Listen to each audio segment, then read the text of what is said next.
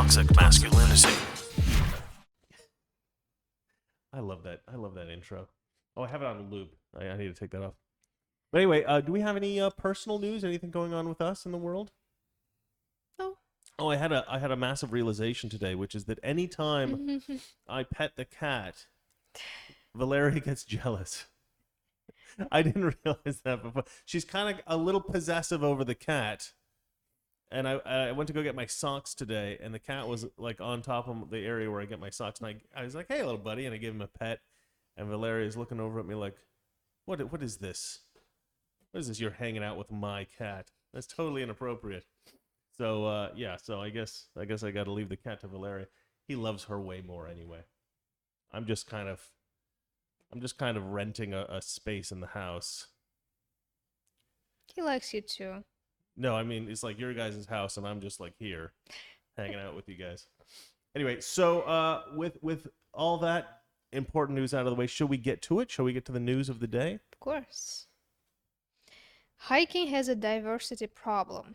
Oh, Hiking like I didn't send you the other ones. You did. That's No, your last. I have updated. I have an updated version. Did you see, guys? Did you see that? Hold on, I'll send it to And you. then he will beat me later.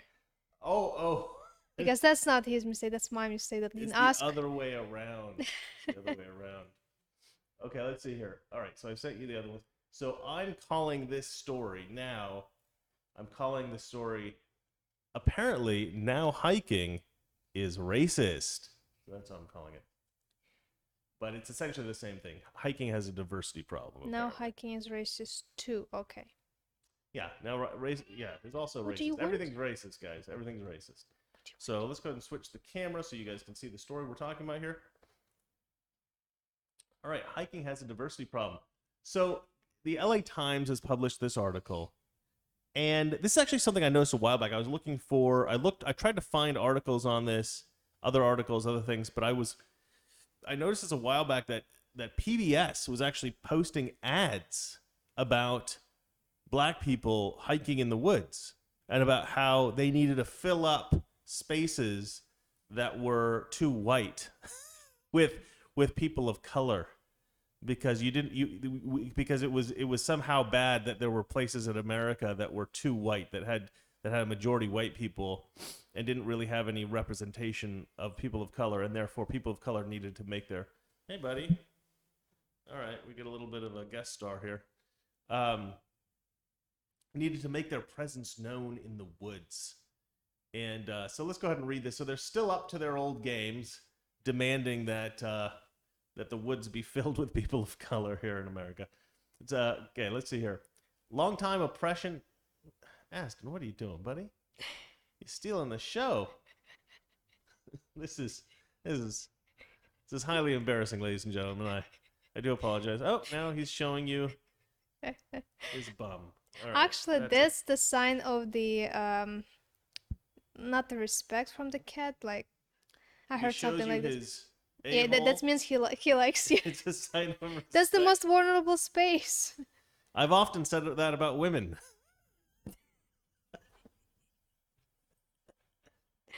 Sorry. I don't know. That just came to me. Bad joke. All right. Let's try to read this. It could have been far worse. That was a Okay. Look at this. She hardly ever laughs at my jokes. You notice that, guys? She'll occasionally give me like a charity laugh. But this almost like borderline misogynistic joke has her in tears. She's trying not to cry. All right, let's see here. Has her in tears in a good way, by the way. I should make that clear. All right, let's see here. The story is okay. Well, I don't care about that. Longtime oppression and historical barriers have kept many people of color from feeling comfortable in the American outdoors. Now that may be changing. Groups in Southern California and around the nation have made it their goal to introduce people of color to nature in a positive way. We want to just ease them in. We know nature can be scary, so we want to introduce them to nature in a positive way.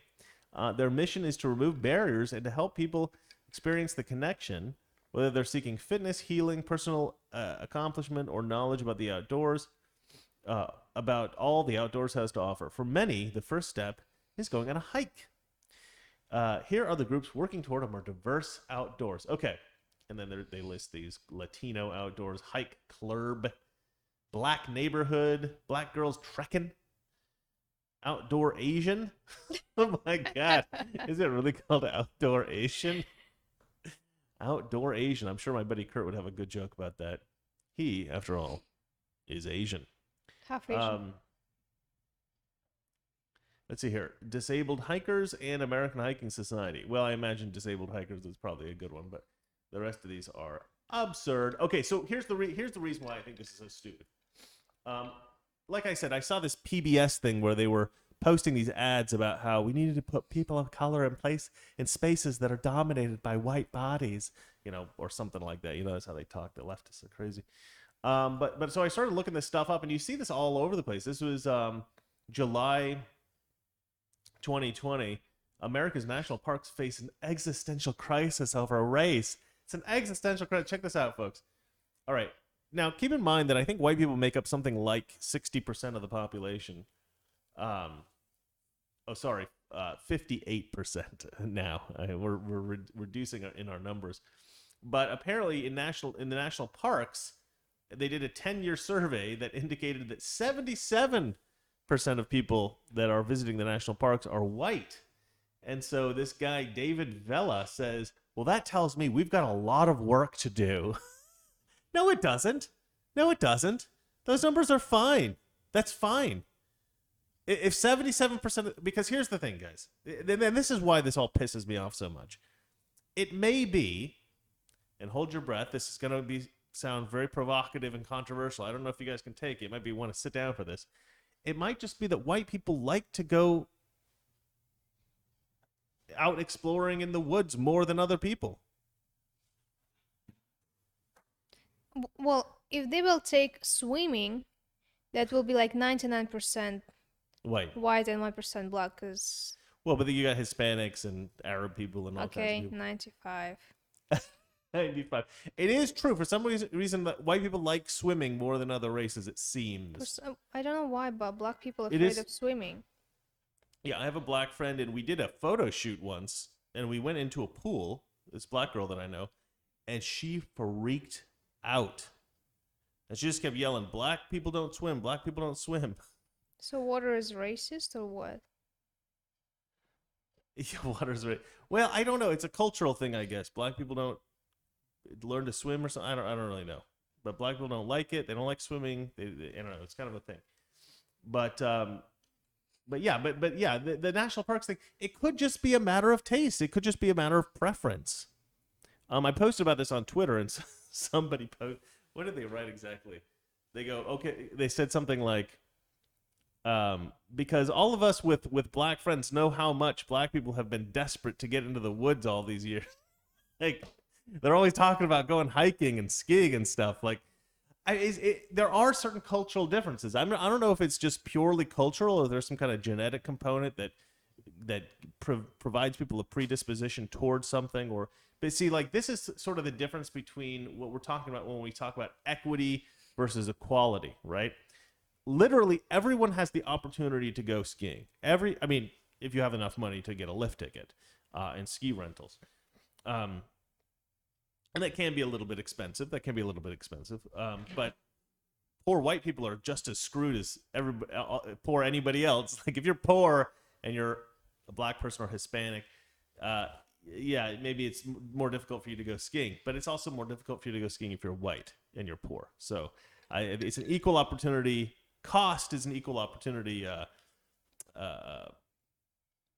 barrier, I guess, barrier to entry. But everybody can walk in the woods. Literally everybody can walk in the woods. Everybody can go hiking. You just got to drive out there. Anybody can go camping. I mean, camping is really cheap.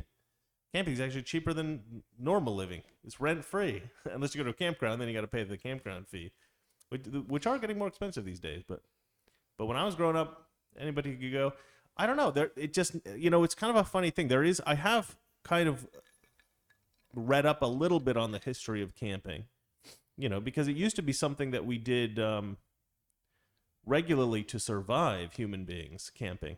It was just called living normal life, right? Thousands of years ago when we were living in caves and stuff. But eventually we developed something called civilization, and we were like, oh, great, we don't have to live in the outdoors anymore. And then after, a few thousand years of that, people were like, oh, what would be fun? To go live like cavemen again. That'd be quite fun, wouldn't it? And this thing called camping took off and became a huge thing in America. But it seemed to only really become a thing with white Americans, and it's okay. I mean, it's not necessary. Look, I don't know. I don't know if everybody thinks that's like, I know lots of white people that don't like camping, that don't like hiking, that don't like any of that kind of stuff. In fact, Valeria is one of those people. I've tried to convince you to go camping with me, and you always say, if you have a really nice trailer, like a super glamorous trailer, where you can have your whole makeup. It's not about makeup. It's about shower, hot water. I hate freezing. Like, I need hot water. I'm taking shower morning, evening. If there is no shower, I'm not going there. Yeah. Now I'm from Oregon. We literally grew up. I mean, I can't. We went camping probably several times a year, or hiking, or something kind of like that. We went into the woods all the time. I mean, we're practically living in the woods. In Oregon, camping is like a way of life. So I grew up with that. But it's funny, you grew up in a village in the woods as well. Well, we could do like we could go camping, but just for a day. Yeah. Go in the morning, come back in the evening. Yeah. Look, the point I'm trying to make is, so they've been doing this for a while, right? These women are changing the face of outdoor recreation. They got this whole story about how, they're getting people of color out in the woods. So they've been talking about this crap for a while, right? The nature gap, confronting racial and economic disparities in the destruction and protection of nature in America. Look, black people can go camping, Hispanic people go camping, Arabs can go camping, whoever they want can go camping. You don't need organizations to tell them go camping. It's weird. It's a weird thing. It's like, look, there's this thing that white people like to do, but not a lot of other kinds of people like to do it. I think we need to make an organization. We need to set something up so that we can convince these other groups that they need to also come in and do it too, because it's just not good. I think the next step is going to be, you can go camp or visit national park for free if you're not white. They can do this, and I'm sure they will. They probably like, you don't have to pay anything if you're not white. It's so and stupid. We will pay you if you are black. Yeah. See, yeah, there you are. Because we need more representation in the woods. Oh my God, it's so stupid. Look, maybe they don't want to go out in the woods. Don't make groups that encourage people to go out in the woods that don't want to go in the woods. All right, just let them stay home. Go to work, hang out with their families, do whatever it is they want to do indoors, or wherever they want. Okay, if they want to go camping, let them go camping. But you don't have to push them into it. So it's such a weird thing. Let people do what they want to do. People can make their own decisions. All right. A lot of these folks out there in the world, they can make choices for themselves. They're grown-up folks. All right. It's so freaking patronizing. It's just so bad. The left is so bad. They think they treat minorities as if they're children. They treat minorities as if they're children. Look, we know that you don't understand that camping's good, but it is. So we're gonna bring you out into the woods because you're black and you don't understand. I mean, just let them do whatever they want to do. You're not gonna my God, the left is so stupid. All right, next story. Sorry, I'm pissed off again now. Next story. Columbia University to hold 6 segregated graduation ceremonies. Segregated. Segregated. It says segregated. Well, I wrote that wrong. Okay, one more time. I will read the article title. Columbia University will hold 6 graduation ceremonies according to students' race and chosen identities. That's right. So Columbia University has been doing this for a while, where they have like a black graduation ceremony segregated from the white ceremony. Because they're morons. Toxic masculinity. Weekdays, 9 p.m. Eastern, 6 p.m. Pacific.